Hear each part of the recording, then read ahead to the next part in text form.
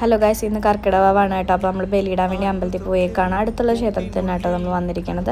അപ്പോൾ എൻ്റെ അച്ഛൻ നഷ്ടപ്പെട്ടിട്ട് ഇന്നേക്ക് 8 വർഷവും വിഷ്ണുവിൻ്റെ അച്ഛൻ നഷ്ടപ്പെട്ടിട്ട് ഇന്നേക്ക് 9 വർഷമായിട്ടുണ്ട്. അപ്പോൾ രണ്ടുപേർക്കും കൂടി ഞാനാണ് ഊട്ട നമസ്കാരം ചെയ്തത്.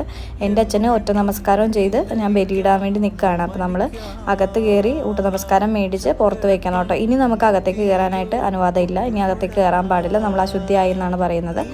അങ്ങനെ നമ്മൾ കൈകൊട്ടി കാക്കയെ വിളിച്ച് അവർ കഴിച്ചാൽ നമ്മൾ പിതൃക്കൾ കഴിച്ചെന്നാണ് നമ്മൾ അർത്ഥം വയ്ക്കുന്നത്. അതിനുശേഷം ഞാൻ അച്ഛന് ഉള്ള ബലിയിടാനായിട്ട് നിൽക്കുകയാണ് കേട്ടോ. അപ്പോൾ നമ്മൾ രാവിലെ ഭക്ഷണമൊന്നും കഴിക്കാതെ രാവിലെ പുലർച്ചെ കുളിച്ച് അങ്ങനെ വന്ന് ബലിയിടണം കേട്ടോ. കൃത്യമായിട്ട് ഇടണം. ഈ ഇരിക്കുന്ന ആൾക്കാരെല്ലാവരുടെ മാതാപിതാക്കളും മക്കളും ഒക്കെ നഷ്ടപ്പെട്ടിട്ടുള്ള ആൾക്കാരാണ്. അപ്പോൾ അവർക്ക് ഒരു ശാപമോക്ഷം കിട്ടാൻ വേണ്ടിയാണ് നമ്മളിത് ചെയ്യുന്നത്.